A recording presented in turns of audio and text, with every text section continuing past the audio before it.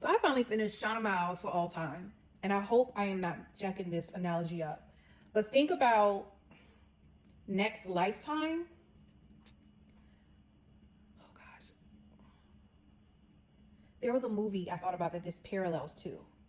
And I'm mad I can't think of it. I was thinking about it in the car because I was thinking about the book talk I was going to do. But pretty much, and it's not even a movie. I realized this shouldn't be a movie. This should be a mini series because there's too much to unload and unpack that you cannot do justifiably in 2 hours or 3 hours. Like a lot of people were mad at the Bob Marley movie, One Love. It wasn't meant to be based on his whole life. Yes, they flashback his life and how he got started, but it's pretty much focusing on what happened and why he left Jamaica. So I think they need to come out with another one, by the way. But for all time, you have Fayard and you have Tamar, who in the beginning you realize Tamar does not want to commit to Fayard, who she is obviously in love with. She's obviously feeling him. He loves her, but she has been dealing with a disease that her mom tragically died away from. I want to say it's causing difficulty for her to breathe. It's hard for her to walk and have strength. It came on. I don't know if it came on all of a sudden, but I want to say they were together and he were friends for the longest. And then within the last year, she's been going to school virtually. What I love about it is you just hear Columbia, South Carolina, all up and through. Shanna Miles is a graduate of Ridgeview High School.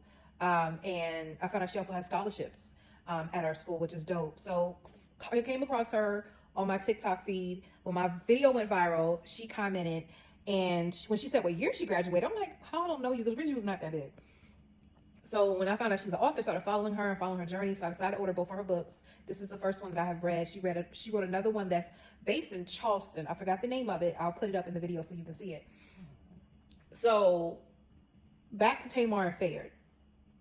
So in the midst of her going to the psychic to get a reading because she doesn't know what's going to happen to her health-wise. And she's been praying, she's been going to church, and she decides to go to a psychic. In the midst of going to the psychic gives her something to help her breathe, and it helps her breathe, but it also sends her back to another, I don't want to say dimension, but another time. In another time. And that's where I started getting confused to the point I had to go back and reread it because I didn't understand.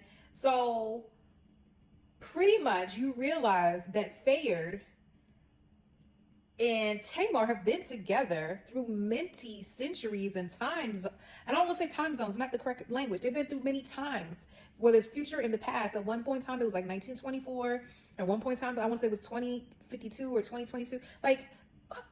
So what amazes me about you, Shanna, is the fact it takes a lot to write a book, and you are writing through you're creating your city, even if it's based in a real city, but the places you have your character navigate, making your character's voice, making sure we understand where they are. But the fact that you went through different periods of time, future and past and present, amazes me. It amazes me. Like the fact that she had to come with all these different terminologies. Like at one point, Fayard and Tamar were fighting each other. They were in combat, but they were on this alternate universe. It wasn't Earth. It was another planet. And while they were on the planet, you had to fight, in training, and they ended up fighting each other. That the way she broke down that whole scene, especially when they got captured by what they perceived as aliens, and I was just sitting there like, oh my gosh. Then she goes back where I want to say it was like the 1920s, where Tamar's character thinks she's going to Spelman, which the present day character wanted to go to Spelman. Like the way she was able to weave things about each person in that particular time period into another time period, my mind is boggled. And I just thank you, God, that one day I will get to this level of writing. But it amazed me. So it's a young adult novel, but I think anyone will enjoy it. If you love a good-hearted love story, please read this. Please read this. I'm not gonna lie, in the beginning, Tamar was making me mad because she wasn't completely honest with Fayard about her condition and what was going on with her. I'm not gonna tell you what happened in the airport.